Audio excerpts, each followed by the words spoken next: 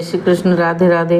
अध्याय 12 में हमने अभी यह देखा कि जब भगवान विष्णु युद्ध के उस स्थान पर जहाँ पहुँचे थे जहाँ जलंधर विद्यमान था, तो विष्णु के तेज से जब जलंधर और विष्णु का घोर युद्ध हुआ और फिर विष्णु के तेज से कंपित देवता सिंहनाद करने लगे और फिर तो अरुण के अनुज गरुड़ के पंखों की प्रबल वायु से पीड़ित दैत्य इस प्रकार घूमने लगे जैसे आंधी से बादल आकाश में घूमते। तब अपने वीर दैत्यों को पीड़ित होते देखकर जलंधर ने क्रुद्ध हो विष्णु को उद्यत वचन में कहा और उन पर कठोर आक्रमण कर दिया।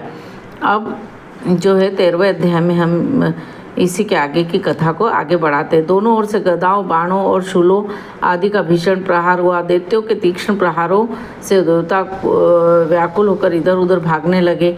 तब सब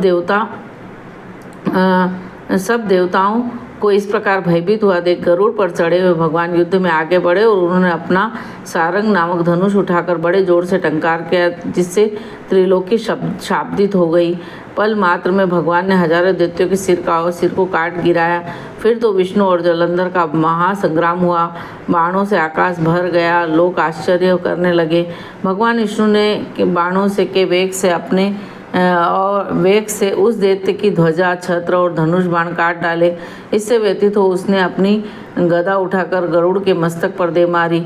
साथ ही क्रोध से उस दैत्य ने विष्णु जी की छाती में भी एक तीक्ष्ण बाण मारा और उसके उत्तर में विष्णु जी ने उसकी गदा काट दी और अपने शारंग धनुष पर बाण चढ़ाकर उसको बीनना शुरू कर दिया।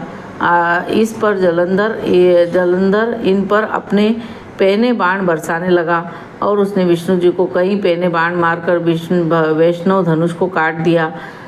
वैष्णव धनुष के कट जाने पर भगवान ने गदा ग्रहण की और शीघ्र ही जलंधर को खींचकर मारी, परंतु उस अग्निवत अमोघ गदा की मार से भी वह दैत्य कुछ भी चलायमान न हुआ।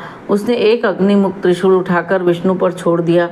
विष्णु जी ने शिव के चरणों का स्मरण कर नंदन नामक त्रिशूल से उसके त्रिशूल को छेद दिया। जलंधर ने झपट कर विष्णु जी की छाती पर एक जोर से मुष्टि का मारा।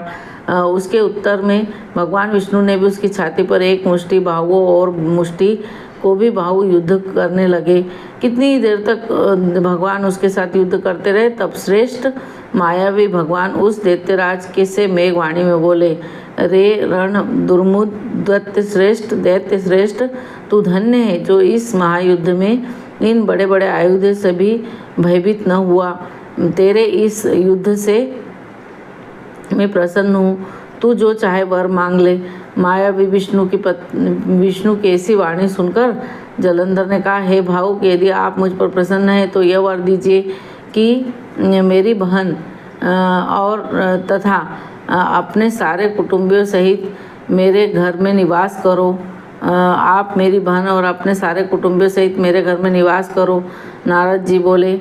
उसके ऐसे वचन सुनकर विष्णु जी को खेद तो बहुत हुआ, लेकिन उस क्षण देवेश ने तथास्तु कह दिया, क्योंकि देवताओं से की गई आराधना में वो कभी भी जो भी आराधना करता है उन्हें देते ही हैं।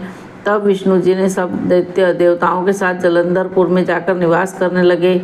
जलंधर अपनी बहन लक्ष्मी और देवताओं सहित विष्णु को वहाँ पाकर बहुत प्रसन्न हुआ। फिर तो देवताओं के पास जो भी रत्नादि थे सबको ले जलंधर ने पृथ्वी पर ले आया और निशुंभ को पाताल में स्थापित कर दिया।